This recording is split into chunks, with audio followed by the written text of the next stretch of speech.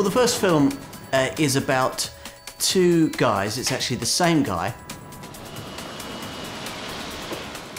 And he's having flashbacks and thinking about how he used to be and kind of thinking through situations that he's been in his life and the emptiness he's felt at certain points.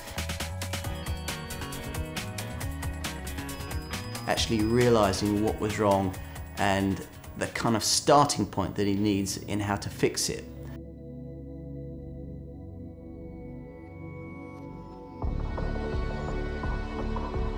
People don't maybe articulate it like that, but there's this longing inside them. They know there's something missing. There's this hole, there's this thing that they need to fix, but they don't know quite what it is.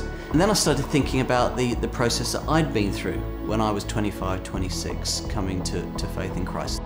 To me, it was a natural process to go through. You wouldn't commit to buying something very expensive without thinking it through first. Yet so much of the Christian outreach that I came into contact with, nothing wrong with it, but it seemed to be based around a sinner's prayer, and then you'll pick up the rest as you go along, and anything you don't understand you can pick up through faith. And I wasn't satisfied with that. I wanted to find out, more.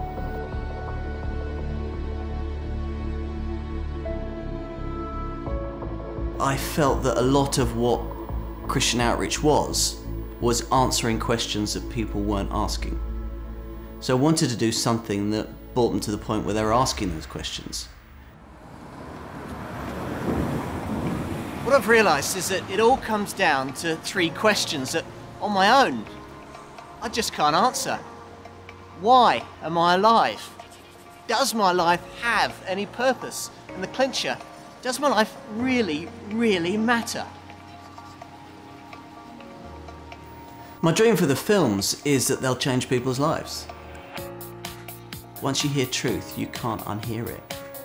And I hope that what's in there is truth. And that once people hear it, they can't unhear it. They can't go back to where they were. And it might not be that they'll watch the rest of the film. They might just go into a church or talk to a friend or go to Alpha or whatever it is, I don't care. But hopefully it'll be a starting point.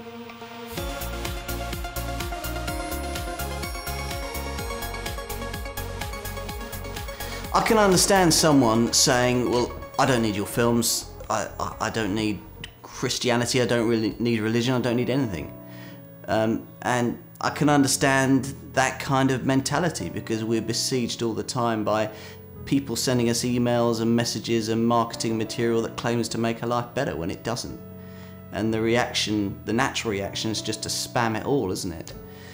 And I would say to that person, one day you've got to answer those questions for yourself, whether it's now or whether it's on your deathbed. And if you answer them now, then it's going to change the quality of life that you have. I mean, let's face it, hardly any of us are living the kind of life we really want to live, the life we dreamed of.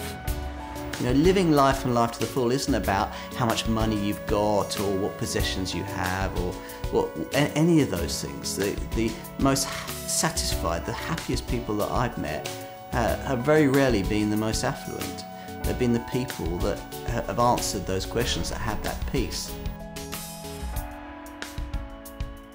So if you could actually articulate that down into a series of questions, and you could then create the space to think about them, you've then got the starting point to try and answer them.